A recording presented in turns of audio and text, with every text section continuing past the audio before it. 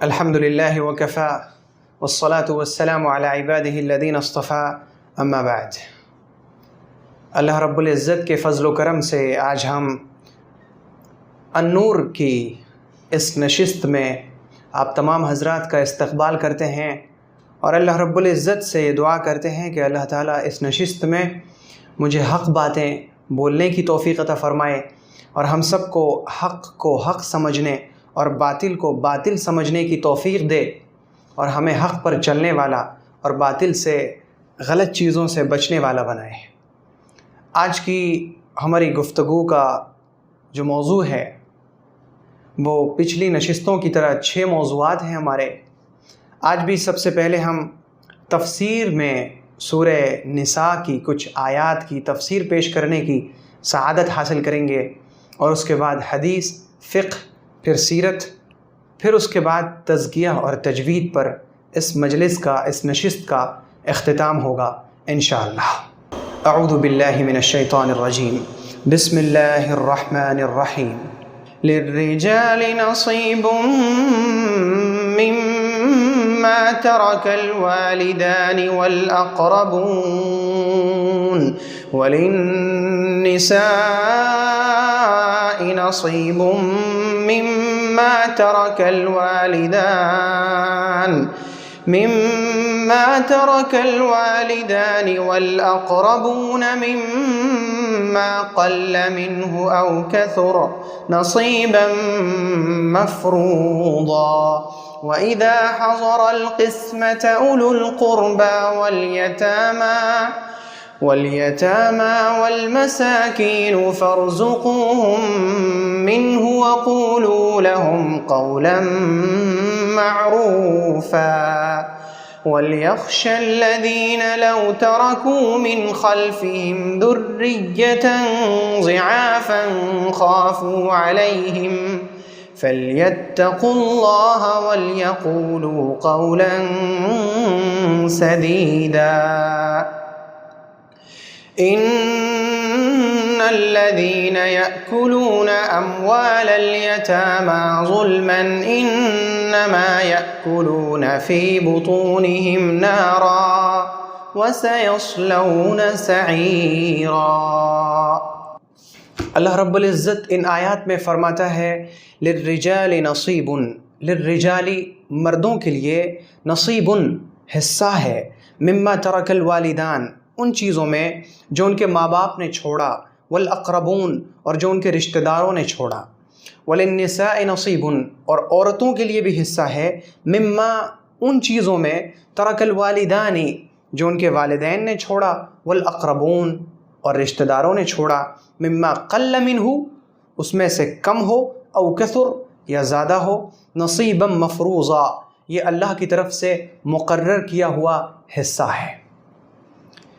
اس آیت میں اللہ رب العزت نے جو اصول بیان فرمایا ہے، اس اصول کو سمجھنے سے پہلے یہ یاد رکھیں کہ جس وقت ان آیات کا نزول عرب میں ہو رہا ہے، اس وقت جو عربوں میں رواج تھا اور اس وقت پوری دنیا میں قریباً اسی طرح کی صورتحال تھی کہ عورتوں کو سماجی طور پر کسی طرح کی کوئی حیثیت حاصل نہیں تھی، بلکہ اسلام سے پہلے عربوں میں بعض قبیلوں کا حال یہ تھا کہ وہ لڑکیوں کے پیدا ہوتے ہی انہیں زندہ قبر میں دفن کر دیا کرتے تھے۔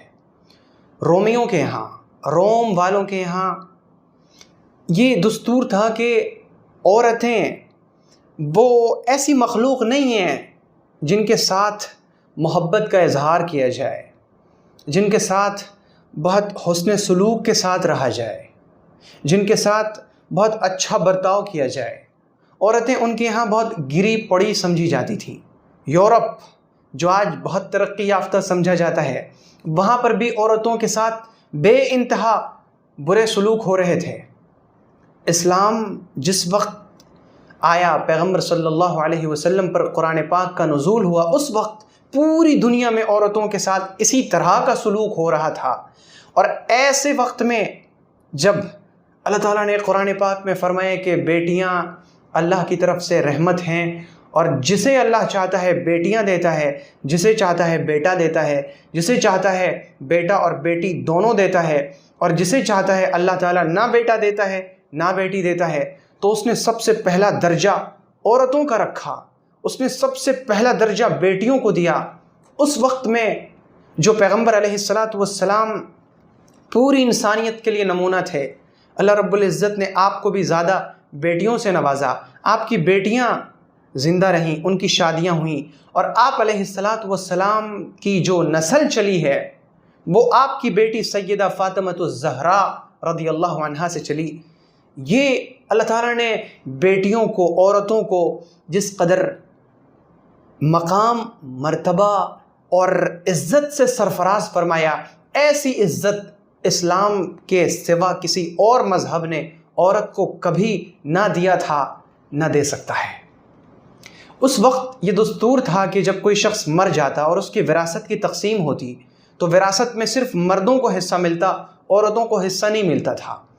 تب ایسے ماحول میں آپ ذرا اس ماحول کو سمجھیں، ایسے ماحول میں اللہ تعالیٰ فرماتا ہے کہ نہیں، حصہ مرد کو بھی ملے گا، حصہ عورت کو بھی ملے گا، وراثت مردوں کو بھی ملے گی، وراثت عورتوں کو بھی ملے گی۔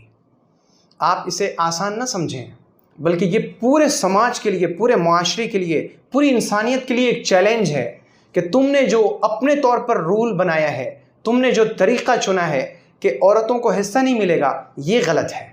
عورتوں کو بھی حصہ ملے گا اور مردوں کو بھی حصہ ملے گا۔ اگر کسی کے والدین مرتے ہیں اور کسی کا باپ مر جائے، انتقال ہو جائے، اور اس نے اپنے پیچھے 5 بچیاں چھوڑیں، 2 بچے چھوڑے، تو دونوں لڑکوں کو جس طرح وراثت میں حصہ ملے گا، ان 5 لڑکیوں کو بھی حصہ ملے گا۔ یہ اسلام نے قانون بیان کیا۔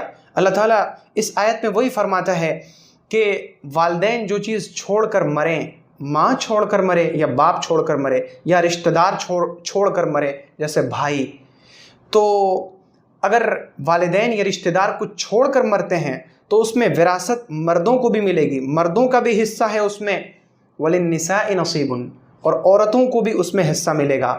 وہ چھوڑی ہوئی چیز کم ہو یا زیادہ ہو، اس سے کوئی مطلب نہیں۔ ایسا نہیں کہ اگر صرف 1000 روپے چھوڑ کر مرا ہے اور 5 لڑکیاں ہیں، 2 لڑکے ہیں، تو اب لڑکیوں کو کیا دیا جائے، دونوں لڑکے ہی لے لیں، ایسا نہیں ہے، بلکہ کم وراثت ہو یا زیادہ ہو، حصہ تو لڑکیوں کو بھی ملے گا اور لڑکوں کو بھی ملے گا۔ تو اللہ رب العزت نے اس آیت میں اسی اہم قانون کو بیان فرمایا ہے۔ آگے اللہ تعالیٰ فرماتا ہے وَإِذَا حَضَرَ الْقِسْمَةَ، اور جب تقسیم کرنے کے وقت حاضر ہو جائیں، اولو القربا، رشتہ دار، والیتامہ، اور یتیم بچے، یعنی وہ بچے جن کے والد کا انتقال ہو گیا، والمساکین، اور کچھ مسکین بھی آ جائیں کہ ان کے یہاں ابھی وراثت تقسیم ہو رہی ہے، چلو ہمیں بھی کچھ مل جائے، فَارْزُقُوهُمْ، تو تم ان کو کھلاؤ، منہ، اس میں سے، وَقُولُوا لَهُمْ، اور ان سے تم کہو قولا معروفا، اچھی بات۔ یہاں پر اللہ رب العزت نے میراث تقسیم کرنے کے موقع پر پیش آنے والے جو حالات ہیں اس کے تعلق سے کچھ آداب بیان کیے کہ جب کوئی شخص مر گیا، اب خاندان میں یہ بات ہوئی کہ فلاں دن وراثت کی تقسیم ہوگی، سارے لوگ جمع ہو جائیں۔ اب جب سارے لوگ جمع ہوئے ہیں تو اس میں کچھ ایسے لوگ بھی ہوں گے کہ جن کا شرعی اعتبار سے کوئی حصہ نہیں بن رہا ہوگا، اور کچھ یتیم بچے بھی ہوں گے جن کا حصہ بن رہا ہوگا، یا کچھ ایسے یتیم بچے بھی ہوں گے جن کا حصہ نہیں بن رہا ہے لیکن وہ بھی آ گئے ہیں کہ شاید ہمیں بھی کچھ مل جائے۔ اور یہ خبر سن کر کچھ مسکین وغیرہ بھی آ گئے، غریب لوگ، محتاج لوگ بھی آ گئے کہ ہمیں بھی شاید کچھ مل جائے۔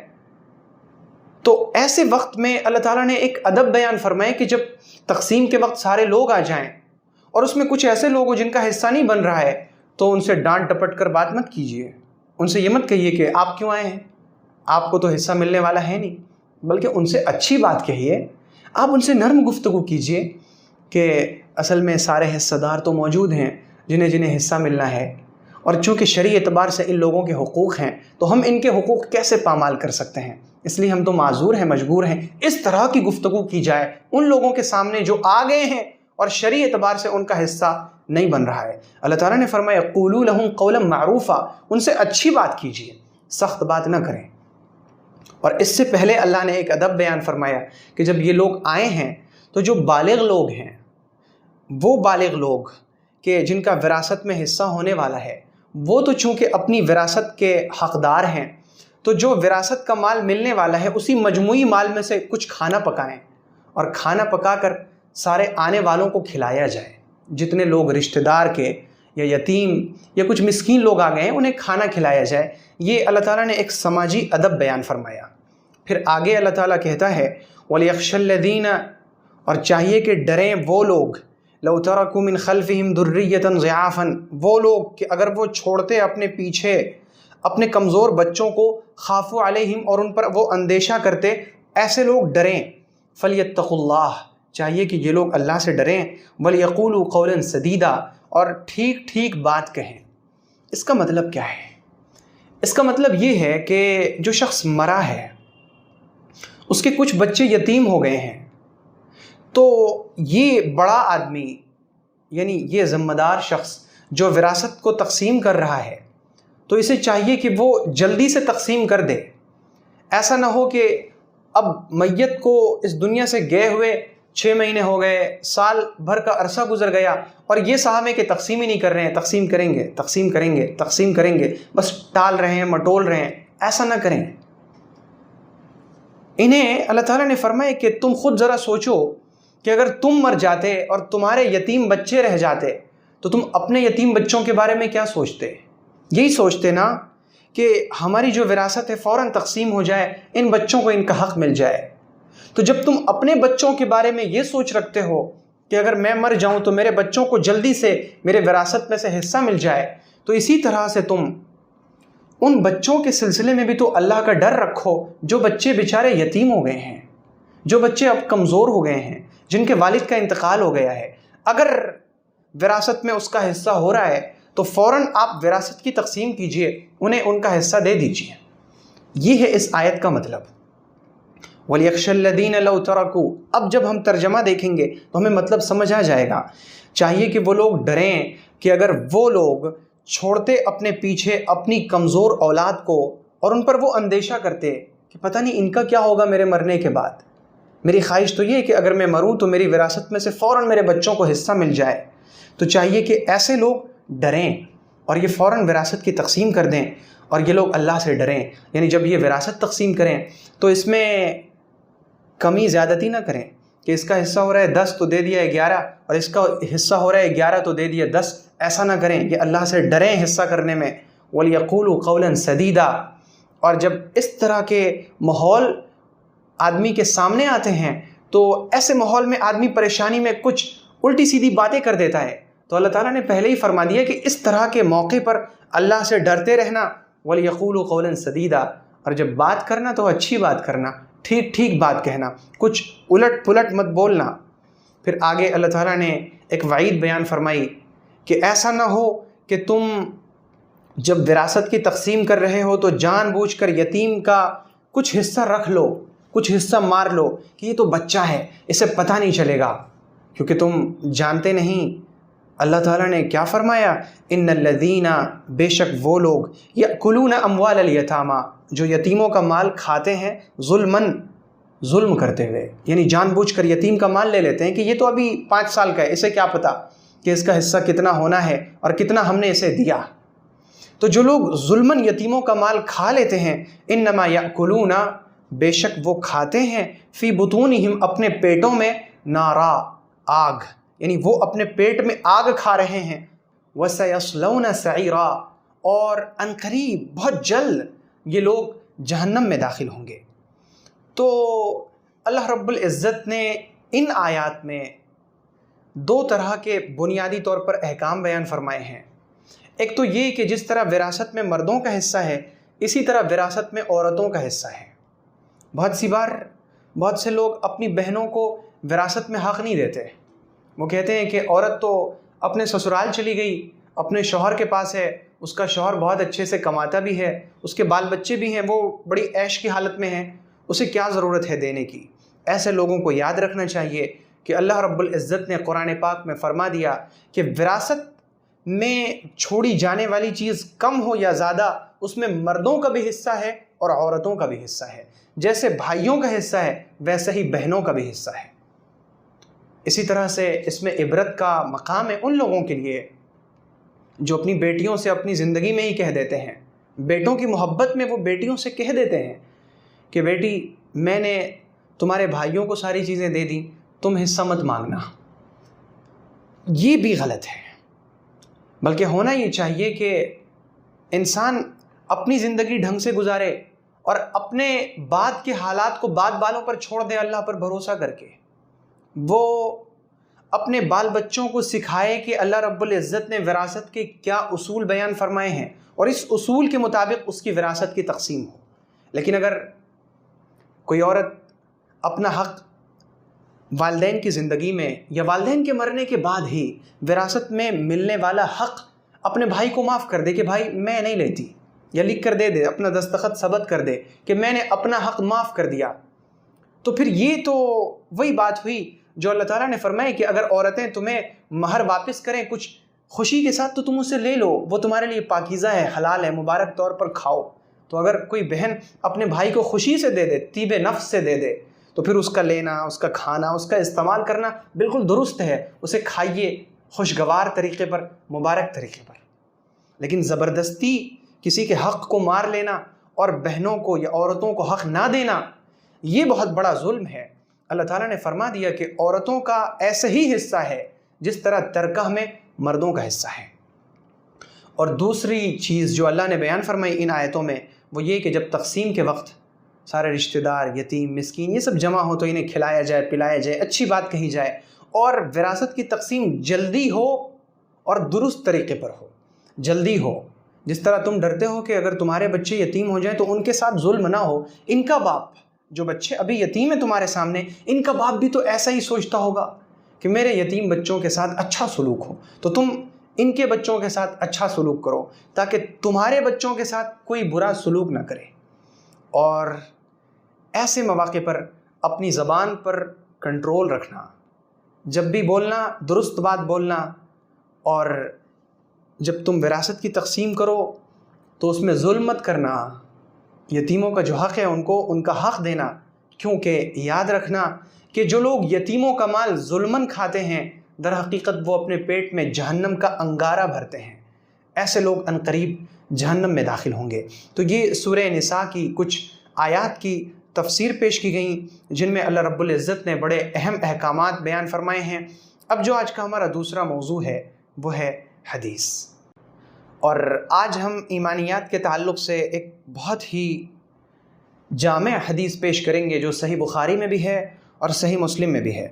عن ابی ہریرہ رضی اللہ عنہ قال قال رسول اللہ صلی اللہ علیہ وسلم قال اللہ تبارک وتعالی یؤذینی ابن آدم یسب الدہر وانا الدہر بیدی الامر اقلب اللیل والنہار۔ یہ حدیث قدسی ہے۔ حدیث قدسی کا مطلب ہوتا ہے کہ جس میں اللہ کے رسول صلی اللہ علیہ وسلم یہ فرما دیں کہ اللہ تعالیٰ نے ایسا فرمایا۔ تو جب اللہ کے نبی یہ فرما دیں کہ خود اللہ تعالیٰ نے یہ فرمایا تو وہ حدیث حدیث قدسی کہلاتی ہے۔ یہ حدیث قدسی ہے۔ سیدنا ابو ہریرہ رضی اللہ عنہ فرماتے ہیں کہ پیغمبر صلی اللہ علیہ وسلم نے ارشاد فرمایا کہ اللہ تعالیٰ فرماتا ہے یؤذینی ابن آدم، آدم کا بیٹا یعنی انسان مجھے تکلیف دیتا ہے، یسب الدہر، انسان زمانے کو گالی دیتا ہے، وانا الدہر، حالانکہ زمانہ تو میں خود ہوں، بیدی الامر، میرے قبضے قدرت میں تمام معاملات ہیں، اقلب اللیل والنہار، میں دن اور رات کو پلٹتا ہوں۔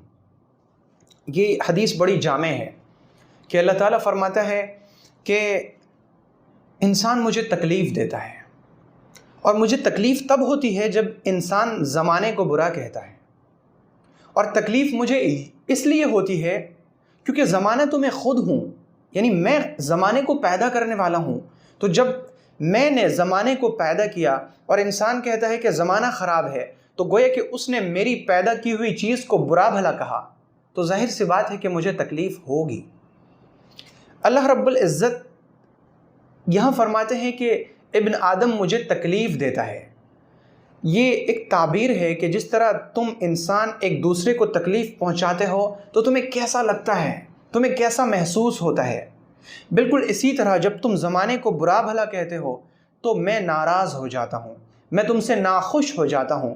مجھے یہ بات پسند نہیں کہ کوئی شخص زمانے کو برا بھلا کہے، لیکن اللہ رب العزت نے یہاں جو تعبیر استعمال فرمائی، یؤذینی، مجھے تکلیف دیتا ہے، یعنی یہ بات مجھے سخت ناپسند ہے کہ کوئی شخص زمانے کو برا بھلا کہے۔ جب کسی انسان پر کوئی مصیبت آتی ہے، آدمی کا مال ختم ہو گیا، اس کے گھر میں یا دکان میں آگ لگ گئی، تو وہ کہتا ہے زمانہ خراب ہے۔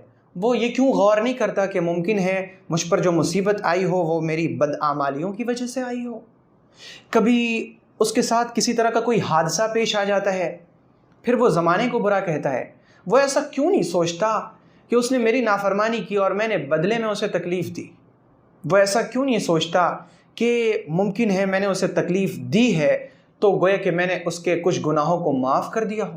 وہ یہ کیوں نہیں سوچتا کہ میں نے اسے تکلیف دے کر اس کے درجات کو بلند کر دیا؟ انسان ان سب چیزوں میں غور نہیں کرتا، بلکہ جیسے ہی اس کے اوپر کوئی مصیبت آتی ہے وہ فوراً زمانے کو برا بھلا کہنے لگتا ہے۔ تو زمانے کو برا بھلا کہنا در حقیقت اللہ رب العزت کو تکلیف پہنچانا ہے۔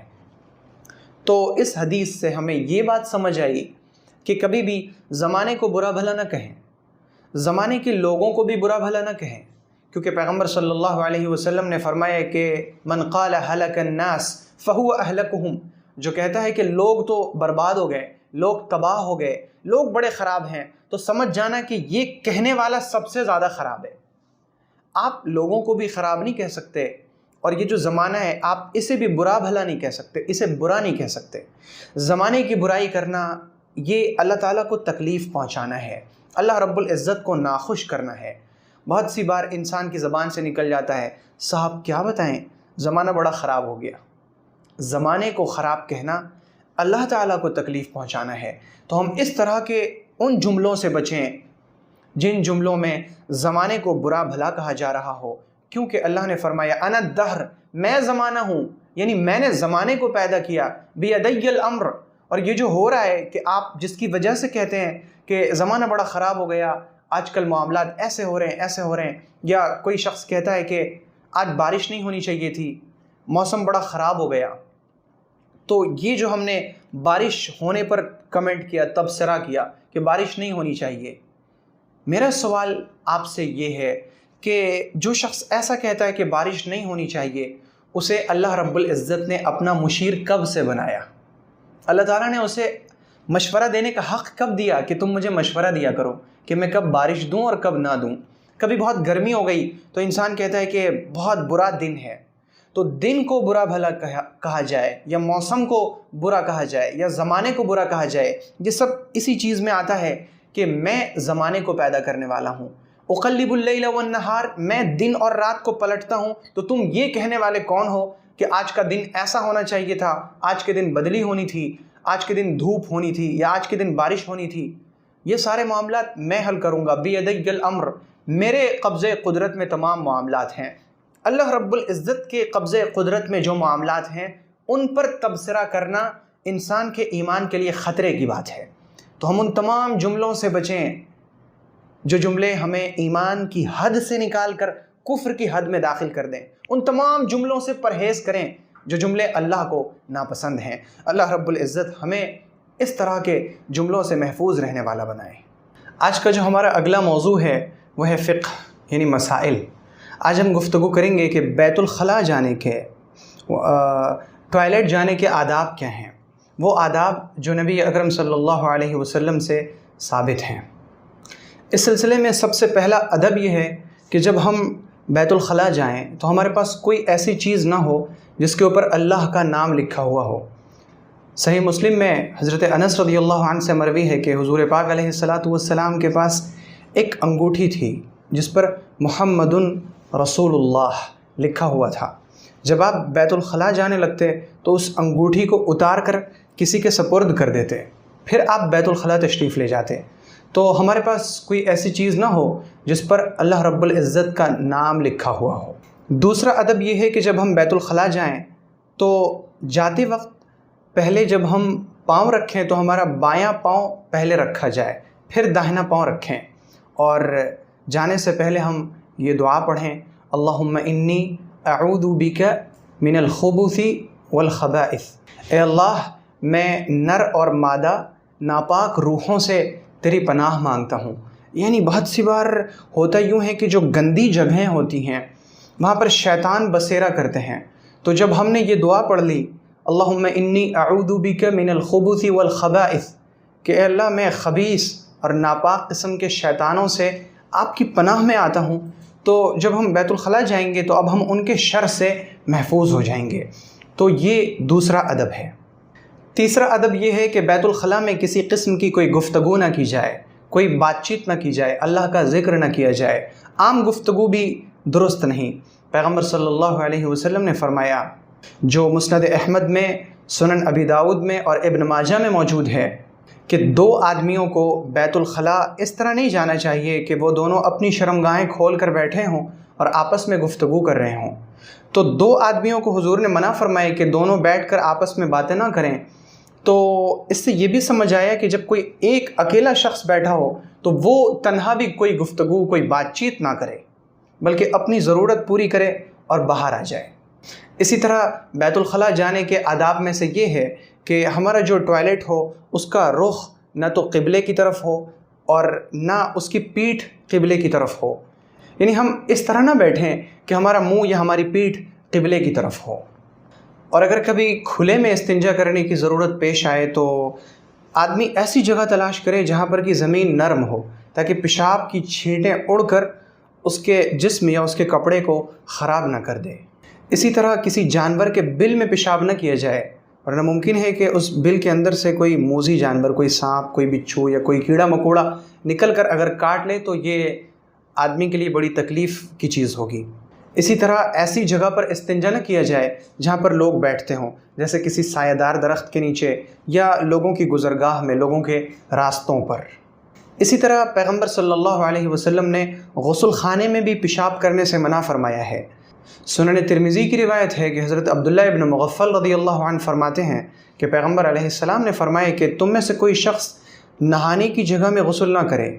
اور نہانے کی جگہ یعنی غسل خانے میں پیشاب کرنے سے وسوسے کی بیماری پیدا ہوتی ہے، لیکن یہ تب ہے جب غسل خانہ وہ کچی مٹی کا ہو کہ وہاں پر پانی جمع ہو جاتا ہو. لیکن اگر غسل خانہ پختہ ہو کہ وہاں پر پانی بہہ کر گزر جائے تو پھر ایسے غسل خانوں میں استنجا کرنے میں، پیشاب کرنے میں کوئی قباحت نہیں، کیا جا سکتا ہے، لیکن بچنا بہتر ہے. اسی طرح کھڑے ہو کر پیشاب نہیں کرنا چاہیے.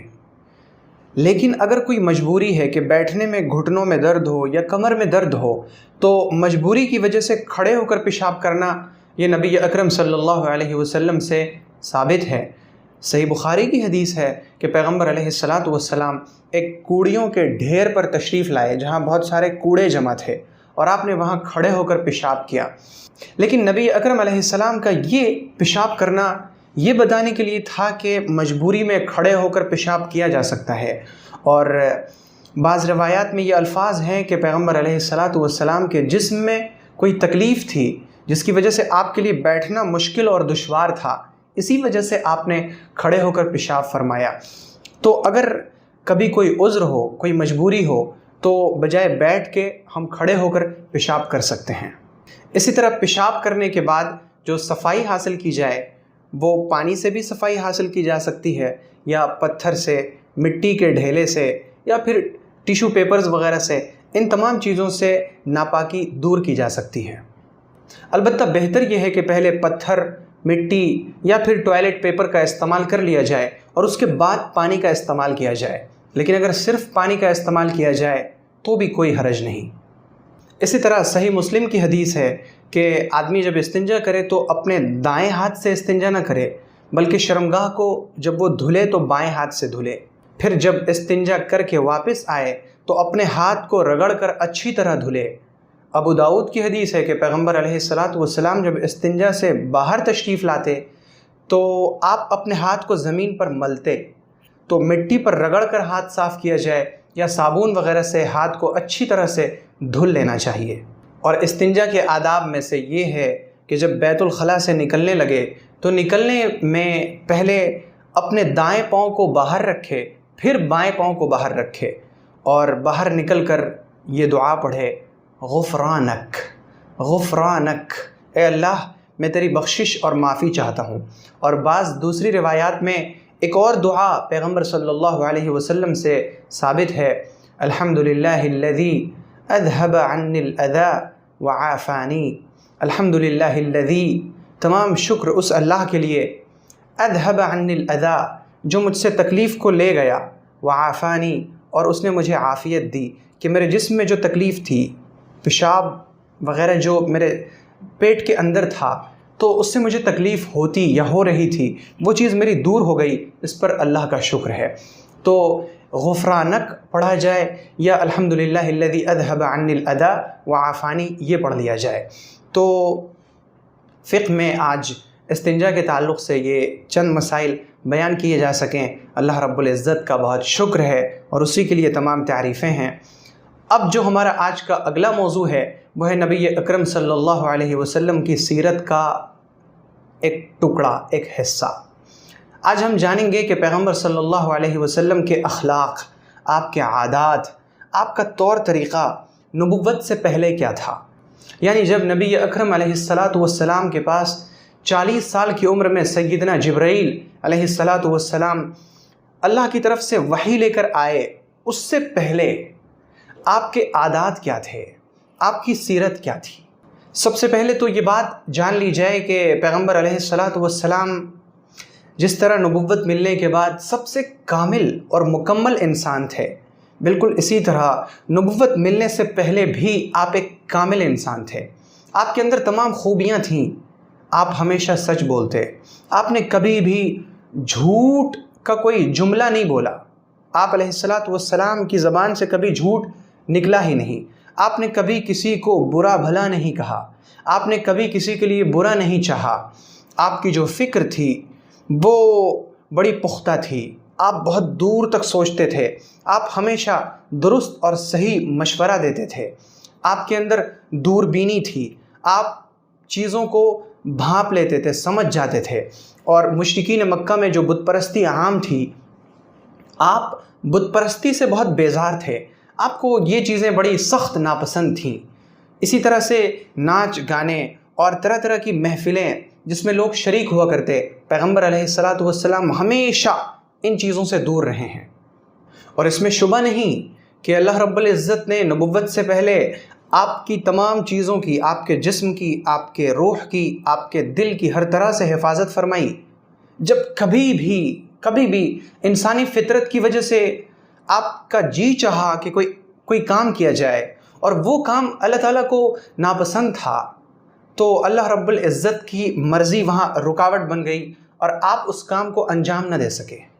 صحیح بخاری میں حضرت جابر رضی اللہ عنہ سے روایت ہے کہ جب کعبہ کی تعمیر ہو رہی تھی اور آپ پتھر ڈھو رہے تھے، تب حضرت عباس نے آپ سے فرمایا کہ اپنا تہبند یعنی لنگی جو نیچے کا لباس ہے اسے اتار کر اپنے سر پر رکھ لو اور اس کے اوپر پتھر رکھو تاکہ پریشانی اور دشواری نہ ہو۔ جیسے ہی آپ کا تہبند کھلا، آپ علیہ السلام بے ہوش ہو گئے، اور جیسے ہی آپ کو ہوش آیا آپ یہی فرما رہے تھے، میرا تہبند، میرا تہبند، میرا تہبند۔ چنانچہ آپ کو پھر تہبند باندھا گیا۔ اور اس کے بعد روایت کے الفاظ ہیں کہ پیغمبر علیہ السلام کی شرمگاہ کبھی نہیں دیکھی گئی۔ تو پیغمبر علیہ السلام اپنی قوم میں اور تمام لوگوں میں سب سے زیادہ شیریں زبان، آپ کی زبان بڑی میٹھی تھی اور آپ کے عادات و اطوار بہت اچھے، جو بھی دیکھتا، جو بھی آپ سے ملتا وہ آپ کا گرویدہ ہو جاتا۔ آپ علیہ السلام نبوت سے پہلے بھی رشتہ داریوں کو جوڑتے، مظلوموں کی، ضعیفوں کی، کمزوروں کی، یتیموں کی، بے آسراؤں کی، بے سہاروں کی مدد فرماتے۔ آپ کے اندر تمام طرح کی اچھی خوبیاں تھیں اور آپ اکثر خاموش رہا کرتے، اللہ رب العزت کی تخلیقات میں غور و فکر کیا کرتے اور سوچا کرتے کہ اس کائنات کو جو پیدا کرنے والا ہے، لوگ کس قدر غفلت میں ہیں کہ اس پیدا کرنے والے کو بھول کر بتوں کے سامنے ان کی پوجا کر رہے ہیں، ان کے سامنے چڑھاوے چڑھا رہے ہیں، ان کے سامنے نظر و نیاز پیش کر رہے ہیں، ان کے سامنے قربانیاں دے رہے ہیں، ان کا طواف کر رہے ہیں، ان کی عبادت کر رہے ہیں۔ یہ کیسی غفلت میں ہیں۔ آپ علیہ السلام پر گہری خاموشی چھائی رہتی، آپ اکثر فکر، تفکر اور تدبر کیا کرتے۔ اللہ رب العزت نے قرآن پاک میں انسان کو غور کرنے کا اور فکر کرنے کا حکم فرمایا ہے، اور فکر کرنا، غور کرنا، اللہ کی تخلیقات میں غور و فکر کر کے اللہ تک پہنچنے کی کوشش کرنا، یہ اللہ کے نزدیک بڑی عبادت ہے۔ اور آپ یقین کیجئے کہ ایک لمحے کا غور و فکر، ایک لمحے کا غور و فکر اللہ رب العزت کو 100 سال کی نفلی عبادتوں سے زیادہ پسند ہے۔ اور اس کی وجہ یہ ہے کہ جب کوئی بندہ غور و فکر کر کے اللہ تک پہنچنے کی کوشش کرتا ہے تو پھر وہ اللہ تک پہنچتا بھی ہے، اور اللہ کی اسے معرفت حاصل ہوتی ہے، پھر وہ اللہ کو پہچانتا ہے، اور اللہ کی محبت اس کے دل کے بالکل نہا خانے کے اندر جا کر بیٹھ جاتی ہے۔ آپ ہی کبھی کائنات میں غور کریں یا کبھی اپنے جسم میں غور کریں، آپ صرف اپنے ایک ہاتھ کو لیں نا، اس ہتھیلی کو لیں کہ اس ہتھیلی میں یہ جو انگلی ہے، آپ انگلی کے صرف اس حصے کو لیں اور غور سے اسے دیکھیں کہ اس کے اندر کتنی لکیریں ہیں، اور اس کے اندر کس قدر باریک لکیریں ہیں، دنیا کے اندر کتنے انسان ہیں اور کتنی انگلیاں ہیں، اور سب کی انگلیوں کے نشانات اور یہ لکیریں بالکل الگ ہیں، مختلف ہیں، جدا ہیں، جنہیں آج لوگ فنگر پرنٹ کے نام سے جان رہے ہیں کہ یہ ہماری فنگر پرنٹ ہماری پہچان ہے۔ ہم جیسے ہی اپنا فنگر پرنٹ مشین کو دیتے ہیں، مشین ہمارے آدھار کارڈ اور اس میں دی گئی تمام معلومات کو تفصیل کے ساتھ پیش کر دیتا ہے کہ آپ کا نام یہ ہے، آپ کے والد کا نام یہ ہے، آپ اس تاریخ میں پیدا ہوئے ہیں، آپ کے پاس یہ ساری کوالیفیکیشنز ہیں۔ یہ ساری چیزیں آپ کا آدھار کارڈ آپ کو تب دکھا دیتا ہے جب آپ صرف اپنی انگلی کا یہ حصہ مشین پر رکھتے ہیں۔ اللہ رب العزت نے اس کے بارے میں قرآن پاک میں فرما دیا کہ کیا انسان یہ سمجھتا ہے کہ ہم اسے جمع نہیں کر سکیں گے، ہم اس کی ہڈیوں کو نہیں جوڑ سکیں گے، اسے دوبارہ پیدا نہیں کر سکیں گے؟ بلا قادرین علی ان نسوی بنانہ، ارے ہم تو اس پر بھی قادر ہیں کہ ہم اس کی انگلیوں کے پوروں سمیت اسے اپنے سامنے کھڑا اور موجود کر دیں گے۔ یہ اللہ رب العزت نے انگلیوں کے پوروں کا تذکرہ 1400 سال پہلے ہی فرما دیا۔ تو ہم ذرا اس انگلی کے اس حصے میں غور کریں کہ آخر اس میں ایسا ہے کیا، اور یہ لکیریں کس طرح اس طرح بنی ہوئی ہیں کہ ہر انسان کی انگلی کے یہ نشانات بالکل الگ ہیں، کسی سے ملتے ہی نہیں، اور یہ نشانات انسان کی انگلیوں کو تب مل جاتے ہیں جب وہ ماں کے پیٹ میں ہی رہتا ہے، اور پھر مرتے دم تک یہ نشانات اس کا پیچھا نہیں چھوڑتے۔ اللہ تعالیٰ کی کتنی بڑی قدرت ہے۔ اللہ تعالیٰ نہیں بھولتا کہ میں نے کس کو کیسا نشان دیا تھا، پھر مجھے دوسروں کو جو نشان دینا ہے وہ نشان اس سے ملنا نہیں چاہیے۔ اللہ کے پاس سب کچھ ریکارڈ ہے، اللہ کو ہر چیز کا علم ہے۔ تو یہ ہے تفکر، تدبر۔ تو پیغمبر علیہ السلام کو نبوت ملنے سے پہلے آپ کی جو عبادت تھی وہ عبادت تفکر اور تدبر تھی۔ آپ پر گہری خاموشی چھائی رہتی، آپ اکثر غور کیا کرتے، فکر کیا کرتے، اور اکثر اسی غرض سے غار حرا میں جو جبل النور، نور پہاڑ کے نام سے جو ایک پہاڑ ہے، وہ کافی اونچا پہاڑ ہے، اور اللہ رب العزت نے مجھے اس پہاڑ کے پاس جانے کا اور وہاں تک پہنچنے کا شرف عطا کیا ہے۔ تو اس پہاڑ میں ایک غار ہے جس کا نام ہے حرا۔ حرا میں پیغمبر علیہ السلام جا کر بیٹھ جاتے اور وہیں اللہ کی تخلیق میں، اللہ کی پیدا کی ہوئی چیزوں میں غور و فکر کیا کرتے ہیں۔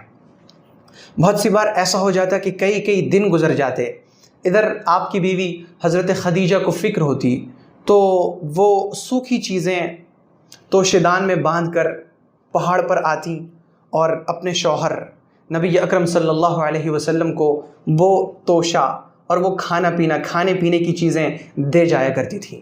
اور اسی طرح سے دن گزر رہے تھے کہ ایک دن بڑا عجیب و غریب واقعہ پیش آیا۔ اس وقت سیرت کے اس ٹکڑے کو ہم یہیں روکتے ہیں۔ اس وقت کیا واقعہ پیش آیا غار حرا میں، اسے ہم اگلی نشست میں انشاءاللہ بیان کرنے کی کوشش کریں گے۔ آج کا جو ہمارا اگلا موضوع ہے وہ ہے تزکیہ۔ تزکیہ میں ایک چیز جو ہمارے اندر آنی چاہیے، جو ہمیں صفت کے طور پہ لینی چاہیے، وہ ہے ادب، بڑوں کا ادب، کتابوں کا ادب، آلات علم کا ادب۔ سب سے پہلے تو ادب کا مطلب سمجھا جائے۔ ادب کہتے ہیں کہ چیزوں کی جو حیثیت ہے ان کی حیثیت کے مطابق ان کے ساتھ برتاؤ کرنا، یہ ہے ادب۔ جیسے ایک شخص عالم ہے تو عالم کی حیثیت یہ ہے کہ وہ نبی کا وارث ہے، وہ اللہ کے علوم کا حامل ہے، اس کے پاس قرآن کا علم ہے، حدیث کا علم ہے، یہ اس کی حیثیت ہے۔ اور اس حیثیت کا تقاضا یہ ہے کہ اگر وہ ہماری مجلس میں آئے تو ہم اس کے لیے جگہ کشادہ کر دیں کہ آئیے تشریف لائیے، بیٹھیے۔ اگر وہ بات کرے تو ہم اس کی بات غور سے سنیں۔ جب ہم اس سے بات کریں تو ہماری آواز اس کی آواز سے اونچی نہ ہو۔ جب ہم اسے پکاریں تو اس طرح نہ پکاریں جیسے عام لوگوں کو پکارتے ہیں۔ تو یہ ہے عالم کا ادب۔ اسی طرح ہے والدین کا ادب۔ والدین کی حیثیت یہ ہے کہ انہوں نے ہمیں پالا پوسا، جوان کیا، ہماری خوشی کے لیے انہوں نے طرح طرح کی قربانیاں پیش کی، یہ ہے ان کی حیثیت۔ اور اس حیثیت کا تقاضا یہ ہے کہ ہم ان سے جب گفتگو کریں ہماری آواز دھیمی ہو، ہمارے جملے میٹھے ہوں، ہماری آواز پست ہو، ہمارے لہجے میں بہت ادب ہو، جو ہمارا جو باڈی لینگویج ہے یہ بھی بہت ایسا ہو جس میں محبت بھری ہوئی ہو۔ اور جب ہم ان سے بات کریں تو تواضع کے ساتھ، جھک کر، ادب کے ساتھ بات کریں۔ ہم انہیں جھڑکیں نہیں، ہم انہیں برا بھلا نہ کہیں، ہم ان پر غصہ نہ کریں، ہم ان کے سامنے اپنے چڑچڑاپن کا مظاہرہ نہ کریں۔ وہ اگر ایک بات 10 بار بھی بولیں تو ہماری یہ بھویں نہ سکڑیں، ہماری پیشانی پر لکیریں نہ ابھریں، یہ والدین کا ادب ہے۔ اور جب وہ غصہ ہو جائیں ہم ان سے معافی مانگ لیں، ہم سے کوئی غلطی ہو جائے ہم ان کے پاؤں پڑ جائیں، یہ ان کا ادب ہے۔ اسی طرح ہے استاذ کا اور اپنے شیخ کا ادب۔ ان کی حیثیت یہ ہے کہ وہ ہماری زندگی میں ہماری رہنمائی کرتے ہیں۔ وہ ہمیں بتاتے ہیں کہ جب 2 معاملے ایک ہی طرح کے پیش آ جائیں تو کس معاملے کو ترجیح دینا ہے، کسے پریفر کرنا ہے۔ وہ ہمارا مرشد ہے، ہماری رہنمائی کرتا ہے، راستہ دکھاتا ہے۔ وہ ہمارا شیخ ہے۔ ہمیں کسی چیز کا مطلب سمجھ نہیں آتا کہ حدیث کے اس ٹکڑے کا مطلب کیا ہے، ہم اپنے شیخ سے پوچھتے ہیں، وہ ہمیں اس کا مطلب بتاتے ہیں۔ تو یہ شیخ وہ ہے جو ہمارے اندر اللہ رب العزت کا علم دیتا ہے، جو ہمیں علم سے سجاتا ہے، وہ ہمیں اللہ رب العزت تک پہنچنے میں ہماری مدد کرتا ہے، ہمیں علم دے کر، ہمیں صحیح سوچ اور فکر دے کر۔ وہ ہمیں بتاتا ہے کہ شیطان اگر اس طرح کا وسوسہ ڈالے اس کا علاج کیا ہے، شیطان اگر اس طرح سے تمہیں بہکائے اس کا علاج کیا ہے۔ یہ کام ہمارے شیخ کرتے ہیں۔ تو یہ ان کی حیثیت ہے۔ اس کا تقاضا یہ ہے کہ ان کے سامنے ہم جب گفتگو کریں مکمل ادب کے ساتھ گفتگو کریں۔ ان کا کوئی حکم آئے ہم اس حکم کو مان لیں، وہ کوئی بات کہیں تو ہم اس کی تعمیل کریں، یہ ان کا ادب ہے۔ تو اسی طرح سے ہے کتابوں کا ادب۔ کتابوں کا ادب یہ ہے کہ انہیں اچھی طرح سے رکھا جائے، اوپر رکھا جائے، وہ ہمارے پاؤں کے نیچے نہ آئے، وہ ہمارے پاؤں کے برابر نہ ہو، کیونکہ ہم کتاب سے علم حاصل کرتے ہیں۔ اسی طرح ہے قلم کا ادب۔ بہت سی بار ہم قلم کو کان میں ڈالتے ہیں، قلم کو میں نے دیکھا بہت سارے لوگ قلم کو دانت میں ڈال رہے ہیں۔ یہ قلم کا ادب یہ ہے کہ قلم ہمیں علم دیتا ہے۔ اللہ رب العزت نے فرمایا الذی علم بالقلم، اللہ وہ ہے جس نے انسان کو قلم کے ذریعے علم دیا۔ تو قلم آلات علم میں سے ہے، ان چیزوں میں سے ہے جس سے ہم علم حاصل کرتے ہیں۔ اور اللہ تعالیٰ نے قلم کی قسم کھائی، والقلم، قسم ہے قلم کی، وما یسترون، اور اس چیز کی جس سے وہ لوگ لکھتے ہیں۔ تو اللہ نے قلم کی قسم کھائی۔ قلم کی عزت ہمیں کرنی چاہیے۔ بہت سی بار قلم کو لوگ 2 انگلیوں کے درمیان، خاص طور سے پاؤں کی 2 انگلیوں کے درمیان ڈالے رکھتے ہیں، تو یہ قلم کے ادب کے خلاف ہے۔ اسی طرح ہر چیز کا ایک ادب ہے۔ یہ جو ہمارا ہاتھ ہے، داہنا ہاتھ، اس کا بھی ایک ادب ہے کہ ہم اس سے اپنی ناک صاف نہ کریں، یہ داہنے ہاتھ کا ادب ہے۔ تو تمام چیزوں کا جو ادب ہے، تمام چیزوں کی جو حیثیت ہے، ان کی حیثیت کے مطابق ان کے ساتھ برتاؤ اور سلوک کرنا، یہ ہے ادب۔ بڑوں کا ادب یعنی بڑوں کی جو حیثیت ہے ان کی حیثیت کے مطابق ان کے ساتھ ہم معاملہ اور برتاؤ کریں۔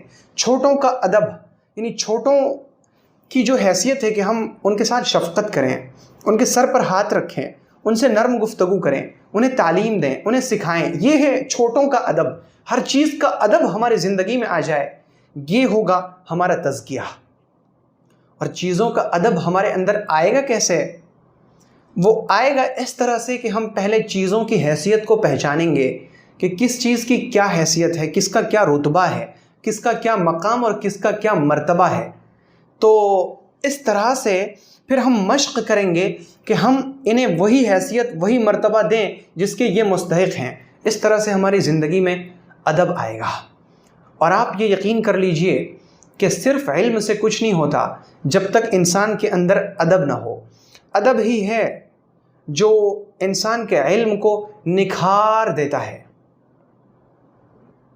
آپ ذرا غور کیجئے کہ ابلیس جو کبھی معلم الملکوت تھا، وہ تمام فرشتوں کا استاذ تھا۔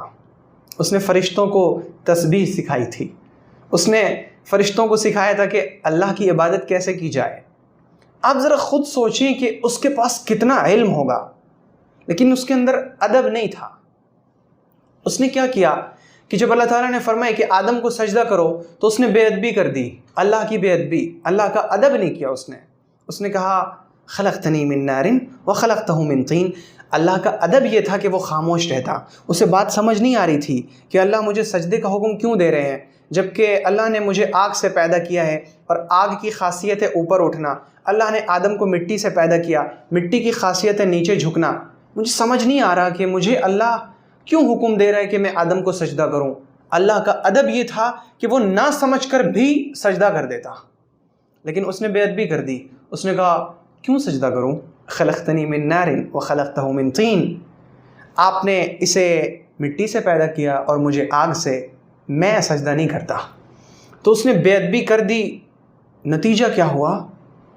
اللہ تعالیٰ نے اس کو ہمیشہ کے لیے وَإِنَّ عَلَيْكَ اللَّعْنَةَ إِلَى يَوْمِ الدِّينِ، قیامت تک تم پر لعنت برستی رہے گی۔ اب وہ پھٹکار کا اور لعنت کا مستحق ہو گیا۔ تو صرف علم سے کچھ نہیں ہوتا جب تک انسان کے اندر ادب نہ ہو۔ ضرورت اس چیز کی ہے کہ ہم اپنے اندر ادب لائیں، ہر چیز کا ادب، ہر شخص کا ادب، چیزوں کا ادب۔ جب ادب ہماری زندگی میں آئے گا انشاءاللہ ہم ایک کامل انسان بن جائیں گے۔ اب جو ہمارا آج کا آخری موضوع ہے وہ ہے تجوید۔ ہم نے تجوید کے کچھ قاعدے سیکھے ہیں، آج بھی ہم چند قاعدوں کو سیکھنے کی اور انہیں سمجھنے کی کوشش کریں گے انشاءاللہ۔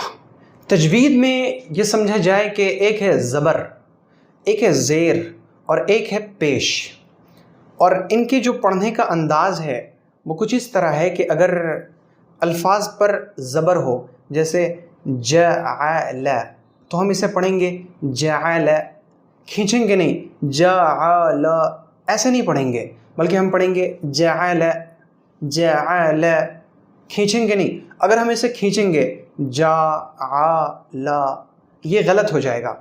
تو زبر کو کھینچا نہیں جاتا ہے، جعل جعل، اخذ کتب رحم، اس طرح سے پڑھا جاتا ہے۔ ایک ہے زیر، زیر کی جو آواز ہوتی ہے وہ نیچے کی طرف ہوتی ہے، جیسے ای بی لی، ای بی لی، تو یہ اگر ہم اسے پڑھیں یوں اے بے لے، تو یہ اس طرح سے پڑھنا مجہول کہلاتا ہے۔ اگر کسی حرف کے نیچے زیر ہو تو ہم اسے پڑھیں گے ای بی تی سی جی ہی۔ اگر اسے یوں پڑھا جائے اے بے تے سے، یہ غلط ہے، اسے کہتے ہیں مجہول پڑھنا۔ اسی طرح تیسری چیز ہے پیش۔ تو پیش کو جو پڑھنے کا انداز ہے وہ ہے او بو تو ثو جو حو خو۔ اگر اسے یوں پڑھا جائے او بو تو سو، یہ غلط ہے۔ تو صحیح پڑھنے کا جو انداز ہے وہ ہے ای بی او بو، یوں زبر زیر اور پیش کو پڑھتے ہیں۔ جیسے اب ہم سورہ فاتحہ کو شروع کریں تو ہم اس طرح کریں گے اعوذ باللہ من الشیطان الرجیم، بسم اللہ الرحمن الرحیم، الحمد، آل کھینچیں گے نہیں اسے، الحمد، یہ غلط ہو جائے گا، الحمد، اسے ہم دو پڑھیں گے تو غلط ہوگا، الحمد، یہ غلط ہے، صحیح ہے الحمد للہ، لل، یہ جو لام کے نیچے زیر ہے تو اسے اگر ہم پڑھیں گے للہ، یہ غلط ہے، صحیح کیا ہے؟ للہ، للہ ہے نہیں، ہی، ربل، ربل، ربل نہیں، ربل عالمین۔ تو یہ ہے مجہول پڑھنا، یعنی جیسے زیر کو عام طور سے زیر کو اور پیش کو مجہول پڑھا جاتا ہے، جیسے ری دی فی، ری دی فی، تو اسے مجہول جو پڑھا جاتا ہے جو غلط ہے وہ ہے رے دے فے، یہ غلط ہے۔ اسی طرح سے او کو لو، یہ ہے صحیح، او کو لو، یا قونو سو، قونو سو، اگر اسے مجہول پڑھا جائے تو یوں پڑھا جائے گا قونو سو، یہ غلط ہے۔ تو ہم انشاءاللہ تعالی کوشش کریں گے کہ تمام حروف پر جو حرکت ہے، اگر زبر ہے تو اس کو کھینچنا نہیں ہے، زیر اور پیش ہے تو اس کو مجہول نہیں پڑھنا ہے، بلکہ کوشش کرنی ہے کہ ہم اسے معروف پڑھیں، یعنی جو اس کے ادائیگی کا صحیح انداز ہے اسی طرح سے ادا کریں۔ میں چند حروف کو پڑھتا ہوں، آپ ان حروف کو سن کر اندازہ لگائیں کہ زبر، زیر اور پیش کو کیسے پڑھا جاتا ہے۔ جیسے جعل، اخذ، سجد، قرئ، اخذ، فتح، كتب، رحم، سمع، نصر، قرأ۔ تو اسی طرح سے ہم کوشش کریں گے کہ زبر، زیر اور پیش کی حرکات کو ظاہر کریں۔ آج کی اس نشست کو ہم انہی مختصر سی گفتگو پر ختم کرتے ہیں، اور اللہ رب العزت سے ہم دعا کرتے ہیں کہ جو باتیں سامنے آئی ہیں اللہ تعالی ہم سب کو صحیح طور پر اسے سمجھنے کی اور ان باتوں پر عمل کرنے کی توفیق عطا فرمائے۔ ہم سب کو اپنی پناہ میں صحت اور عافیت کے ساتھ رکھے۔ اللہ رب العزت ہمارا نگہبان ہو، اور ہم سب اللہ کی رحمتوں میں اللہ رب العزت کی مرضیات پر چلتے رہیں، اور اللہ تعالیٰ کی نامرضیات سے ہم بچے رہیں۔